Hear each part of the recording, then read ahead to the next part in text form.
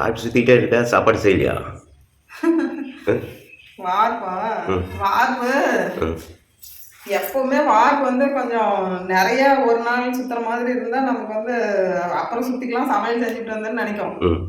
ஆனா இது கழட்டுற பக்கமா இருந்தா சீக்கிரம் சுத்தி பணத்தை கையில வாங்கி பார்க்கலாம்னு சொல்லிட்டு சாப்பாடு அப்புறம் செஞ்சுக்கலாம் அப்படின்னு சொல்லிட்டு சுத்தி கழட்டிட்டு போனாதான் நிம்மதியா இருக்கும். நிம்மதியா இருக்குது. காசு வந்தா கையில வாங்கி பார்க்கலாம். பசி எடுத்துக்கும் எனக்கு. பசி ஆமா. அதுக்கும் இட்லி போனோடனே இட்லி செஞ்சு தந்துடுவேன். பாருங்க போனோடனே எவ்வளவு ஸ்பீடா இட்லி சட்னி. இது வந்துட்டு இப்ப கழட்டுற வார்ப்பு வந்து கழட்டுற தரணும். அதனால இதை விட்டுட்டு போறதுக்கு மனசு வராது. சீக்கிரம் கழட்டிட்டு போயிட்டு அப்புறம் நம்ம வேலை ஈஸியா பார்க்கலாம்னு சொல்லிட்டு இன்னும் வீட்டுல ஒரு வேலை கூட ஆரம்பிக்கல. கழட்டிட்டு போனா தான் மதியானம் வரைக்கும் செய்யணும். காலையில எந்திரிச்சோன்னா வீட்டு வேலை செஞ்சோம்னா படப்படன்னு செஞ்சுக்கலாம். ஆனா இந்த வேலையை முடிச்சுட்டு போய் செஞ்சோம்னா மதியானம் ஆகிடுது. பாருங்க இதுதாங்க குள்ள மழுக்கிறது. அப்ப நான் தறி நெய்யும் போது பாத்தீங்கன்னா இந்த மாதிரி தான் நாங்க வந்து அப்பெல்லாம் மடுப்பு கட்டி தான் நெய்வோங்க. இந்த மாதிரி வார்ப்பு போடுற மிஷின் எல்லாம் இல்ல அப்ப.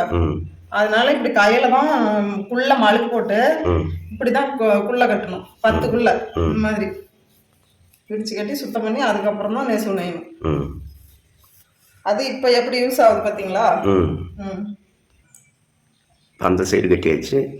அந்த சைடு கட்டியாச்சு. இது வந்து கரப்பாவு. இது வந்து கரப்பாவு. இது வந்து அப்படியே போட்டா லூஸ் ஆகி போயிடும். அதனால அப்படி முடி போட்டு குள்ள கவர் போட்டு கட்டி இழுத்து கட்டி சுத்தினா தான் அது கரெக்டா டைட் உட்காரும். இது கட்டி இதை எடுத்து மாட்டி இப்படி இறுக்கி கட்டணும். இது வந்து வேற மாதிரி மழுக்கிட்டோம்னா இலையெல்லாம் கட்டாயிரும். அதனால அது மழுக்க தெரிஞ்சு மழுக்கணும். இந்த குள்ள மழுக்கிறதுக்கு தான் இப்ப 2 மாசம் 3 மாசம் ட்ரைனிங் எடுப்பாங்க. அப்போல்லாம் தறி நெஞ்சு பழகணும்னா கிட்டத்தட்ட 1 வருஷம் பழக வைப்பாங்க. ஆனா இப்போலாம் இந்த இது ஈஸியான மெத்தடா வார்ப்பு சுத்துறது மிஷின் வந்ததுனால போனோடனே கத்துக்கிறாங்க. இதுதான் இப்போ புள்ளையா பிரிச்சு விடணும்.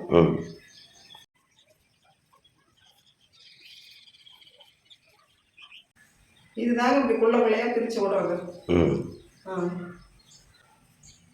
இதுதான் ஒரு புள்ள அப்படிம்பாங்க. அப்போலாம் இப்படி இப்ப என்ன சொல்றாங்கன்னு தெரியல. அச்சு பண்ணி கூட ஒவ்வொரு செட் எடுத்து மாட்டிட்டு அச்சு பண்ணிப்பாங்க. ஆமா நானே தறி நெஞ்சு அச்சு முனைச்சு எல்லா வேலையும் செஞ்சதுனால இப்ப அதனால அந்த அச்சு புனைக்கிறவங்களுக்கு சௌகரியமா இந்த அணியும் கிட்ட தள்ளி விட்டுருவேன். அந்த அச்சு புனைச்சதுனால அந்த பழக்கம் அவங்களுக்கு ஒரு வேலை ஈஸி ஆகும். இல்லைன்னா அவங்க உட்காரனால இந்த அளவுக்கு தள்ளி விட்டு கொடுத்துருவேன். தள்ளி விட்டு கொடுத்துட்டா அவங்களுக்கு ஈஸியா இருக்கும். அணி வந்து இவ்வளவு தூரத்துல போய் நெருக்கமா விட்டுட்டோம்னு வச்சுக்காங்களேன் அச்சுக்காரருக்கு ஈஸி. அதனால நான் செஞ்சு பழகினதுனால எல்லா வேலையும் ஈஸியா பண்ணி கொடுத்துருவேன்.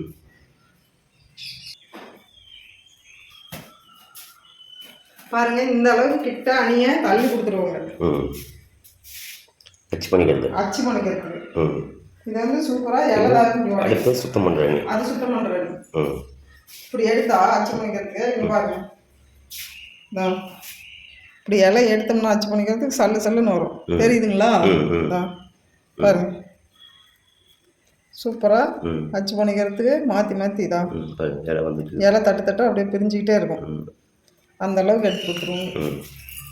இப்போ வந்துட்டு இது ரெடி பண்ணியாச்சு கழட்டுற பக்கமா. இப்போ அழுத்தி சுத்தி கழட்டிடலாம். இப்போ இந்த பெந்து கூட கழட்டி எடுத்துடணும். இப்போ போல்டு இருக்கு, இதை அப்படி கழட்டி இதை எடுத்துடணும். பாருங்க இதுதான் பெந்து.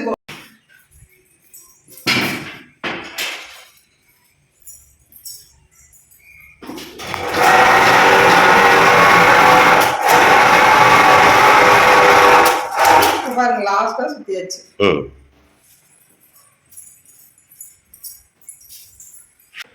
ஒவ்வொரு வாரம் போடும் போதும் நம்ம நீட்டா சுத்தி நமக்கு மனசு திருப்தியா கழட்டும் போது இருக்கிற சுகம் சந்தோஷம் அது வேற லெவலுங்க. வார்ப்பு வந்து சரியில்லாத வார்ப்பு கூட நம்ம இப்போ ஒரு அரை நாள் ஒரு நாள் லேட் ஆனாலும் நம்ம இந்த அளவுக்கு நீட்டா சுத்தமா போட்டு கழட்டி கொடுத்தோம்னு வச்சுக்காங்களேன், அது தனி ஒரு சந்தோஷமா இருக்கும். நம்ம சூப்பரா வார்ப்பு போட்டோங்க. எந்த தொழிலுமே சுத்தமா அடுத்து செய்ய போறவங்க இது சுத்தமா இருக்குதுடா அப்படின்னு நினைச்சாவே அது நமக்கு தொழில் செய்யறவங்களுக்கு ஒரு சந்தோஷம்.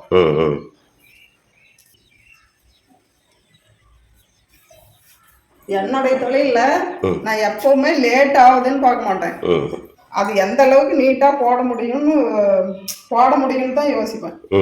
லேட் ஆனாலும் எந்த அளவுக்கு தொழில் நம்ம நீட்டா போட்டு கொடுக்கணும் அப்படின்னு தான் நான் யோசிப்பேன். இதை வந்து குள்ளையை இப்போ அவுத்தரணும் பாருங்க, இந்த மாதிரி ஆகணும். இலை கட்டாவாம இந்த அளவுக்கு அவுத்து எடுக்கணும் இந்த குள்ளைய பாருங்க.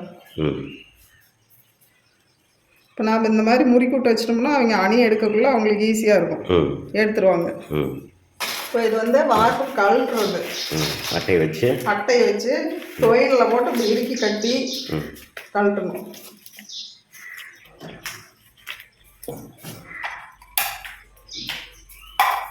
ஒவ்வொரு வார்ப்பும் போடும்போது இந்த மாதிரி தருணம் எப்போ வரும்னு ஆர்வமாக பார்த்துட்டு இருக்கு, சுத்தறதாகும்.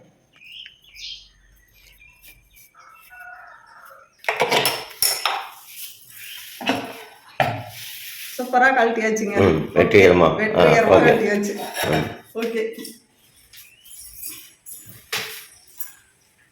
இது பயங்கர வெயிட்டா இருக்கும் பீம்.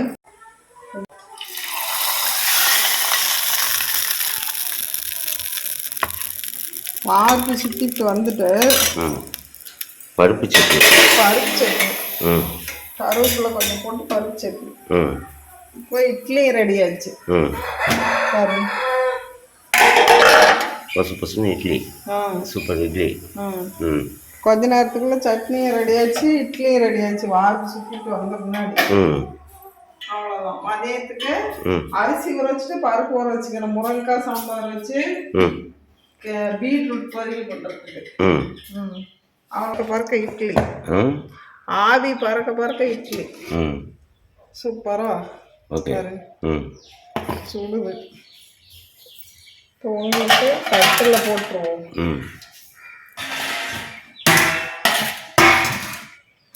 வச்சு அப்படியே ஒரு நேரத்துக்கு 2 பேர்த்துக்கு இப்படி செஞ்சுக்கிறது. மதியத்துக்கு சாதம் பாருங்க, சூப்பரா இருக்குதா? பசங்க ஓகே, டன். காலை டிஃபன் முடிச்சுட்டு அப்புறம் கொஞ்ச நேரம் ரெஸ்ட் எடுத்துட்டு மறுபடியும் சமையல் செய்ய ஆரம்பிச்சாச்சுங்க. சமையல் செஞ்சு முடிச்சுட்டு அப்புறம் பார்த்தா ஏதாவது சாப்பிடணும் போல தோணுச்சு. அதனால மாப்பணியாரம் அரிசி மாவு ஆட்டணும் இல்லையா, அந்த மாவுச்சு அதுலேயே கொஞ்சம் சர்க்கரை போட்டு ஏலக்காய் தட்டி போட்டு பலகாரம் செய்ய ஆரம்பிச்சிட்டேன். அவருக்கும் போண்டா போட்டு கொடுத்தாச்சுங்க முன்னாடியே, அதனால அவர் சாப்பிட்டாரு. சாப்பாடு ரெடி ஆயிடுச்சா? சாப்பாடு ரெடி ஆயிடுச்சு. என்னென்ன ஐட்டம் வாங்க பார்க்கலாம். பாருங்க, சூடாக சாதம்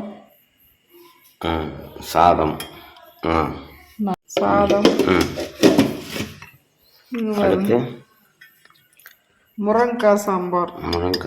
முருங்கைக்காய் வைக்கணும். முருங்கைக்காய் கொஞ்சம் கெட்டியா இருந்தா நல்லா, கிரேவி மாதிரி வச்சிருச்சு. நல்லா சாம்பார்ல கிரேவி மாதிரி இருக்கு. ஓகே, இது செம்ம டேஸ்டா இருக்குது. அடுத்து வந்து பீட்ரூட் பொரியல். அடுத்து பொரியல் சூப்பரா இருக்கு. அடுத்து வந்து பணியாரம். அதுக்கு பழம் வந்து சூப்பரா இருக்கும், பஞ்சு மாதிரி பணியாரம். ஒட்டவே ஒட்டாது.